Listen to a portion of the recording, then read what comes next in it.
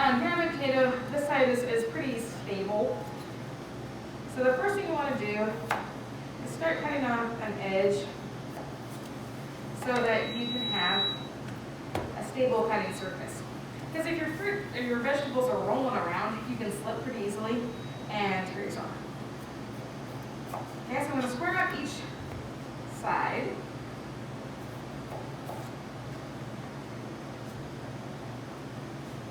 Now, can I use these pieces for something? Sure can. So we're going to put them in usable waste.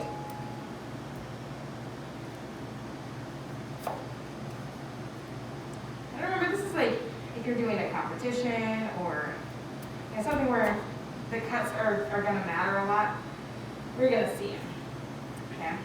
Actually cut that end off too. And again, we could still use most of this. But we want the very, very best for our cuts. Okay, so we're going to start off with a large dice. So start off with a chunk that is as long as you can. I mean, depending on the potato. And then about 2 inches diameter. Then you get an inch and an inch, and those are 2 like large dice chunks. I'm going to quarter it. And for a large dice, you just make them into cubes as much as you can. Okay, those are like a large dice. For your bassinets or your small dice, you're going to cut them into 1/4 inch pieces. And then you're going to cut those in half. You can either stack them or do them side by side, depending on how much, like how fancy you want to get, how precise. Okay, so those are bassinets. Okay, so kind of like chunky little short French fries. So we have a couple of those on there. Now to get the next cut down, you cut those into quarters. These are a little bit big. That's okay because you can see them a little better. These should be an 1/8 of an inch by an 1/8 of an inch. These are like almost a 1/4 inch. So I'm actually going to cut one and quarter again.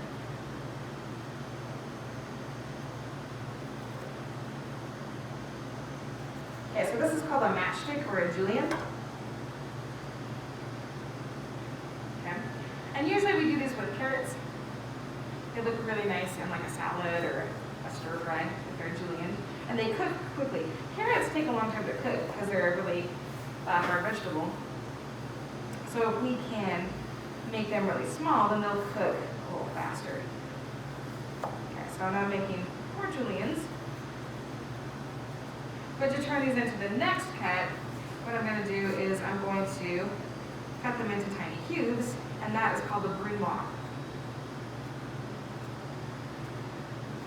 And it's not a mince, because these are very precise.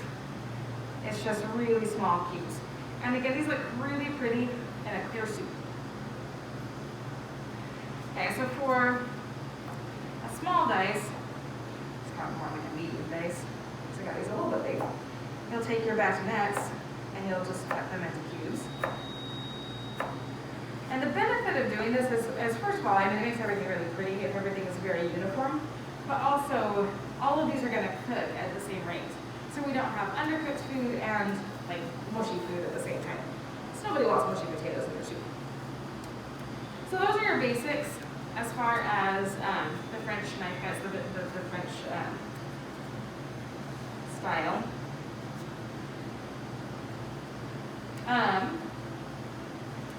Now to go a step further, we're going to do a concassé tomato. And so you'd use a concassé tomato in like a bruschetta like we're doing today, or if you're doing like a holiday sauce over something with a tomato, like an eggs benedict with tomato, works really well for that.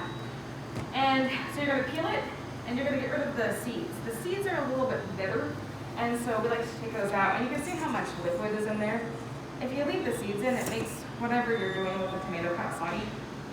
So you either take a regular paring knife or a bird's beak paring knife, and on the bottom, you take and you cut just a little X. What that does is it allows the skin to kind of start to release.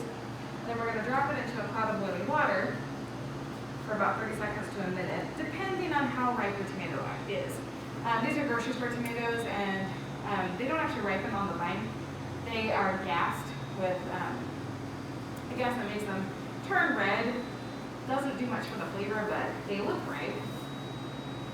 So that's going to take a little longer. If you got like a vine ripened tomato from your garden, don't leave it in quite as long. It's a little mushy.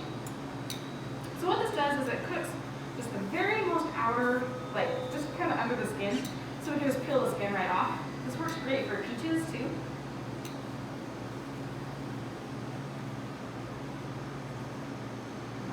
Roll it around in the water for a second. And then when this is done, I'm going to put it into the ice bath. And what that does is it stops the cooking immediately so that I don't get a mushy tomato. Because you don't want it to be mushy, you just want it to be peeled.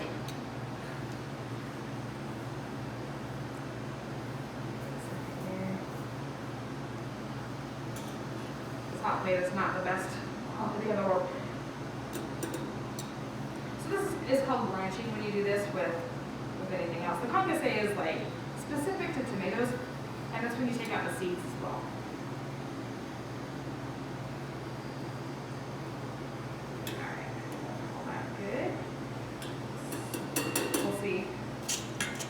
The ice bath, an ice bath is a great thing to have in the kitchen.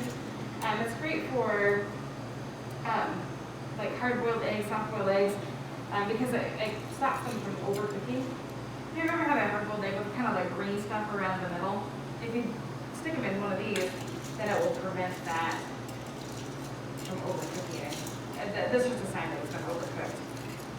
If you're blanching vegetables, like if you're trying to prepare like broccoli or something, or a stir fry, you blanch it first, put it in a nice bath, and then toss it into the frying pan or wok, and you get your broccoli nice and perfectly cooked. Okay, so if I did it right, the skin will just peel right off.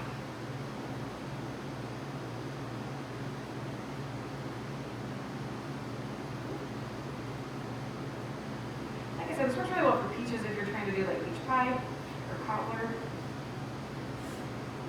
I want to do as our next lab.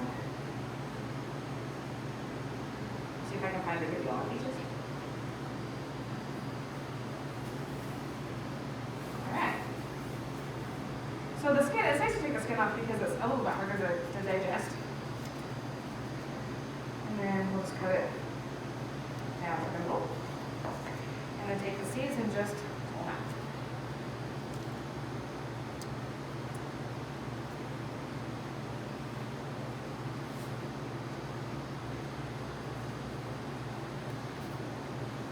And one more step is we want to take out the stem too. Whenever you're cutting up tomatoes for a salad or for anything,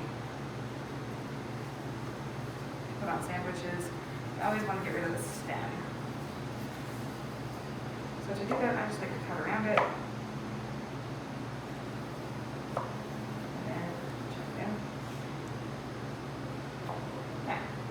So now you're going to cut basically the equivalent of a bassinet of a tomato. Turn to the side and do a small dice. So a small dice is about 1/4 inch by 1/4 inch. You want to do them small enough that they're going to sit on a piece of bread and not fall off. If they're too big, they fall off.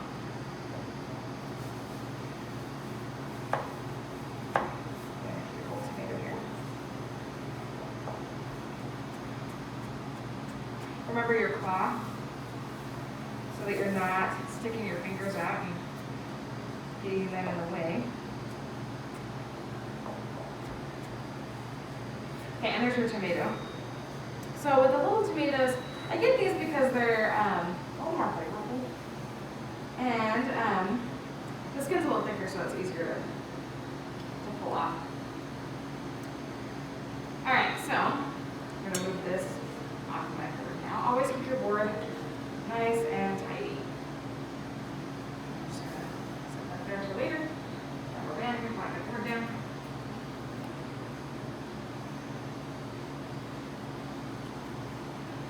Okay. where it's dry so that you don't slip. Okay. This man's a little been out for a little bit since it's looking good. I'm going to grab the other box of it so that it's a little more crisp.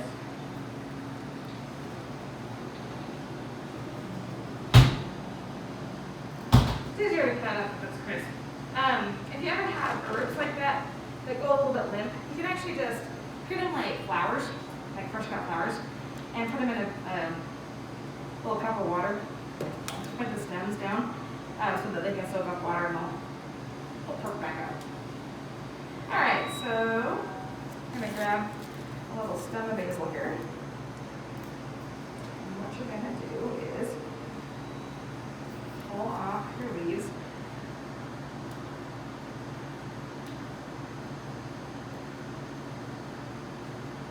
You can use the stems to flavor other things, like making simple syrup, or if you want to flavor a sauce or something, you can like stick the stems in the sauce, and then you'll get the flavor and then pull them out at the end. And it's kind of like tea when you steep the tea. You get the flavor, but you don't like leave the leaves in. All right, so now you're gonna roll these up, and you can either roll them like this way, sideways, or you can do it long ways. I like to do it sideways because it makes the little ribbons a little bit shorter and they don't fall off. Like as you're trying to bite them, they don't string out of your mouth. You want to roll them fairly tight, but you don't want to bruise the leaves. And then just take your knives, and you want about 1/8 of an inch little cut. That makes these little cool ribbons. Try not to catch the end of your gloves. And kind of fluff them out. And it makes a really cool, really pretty garnish. That is great.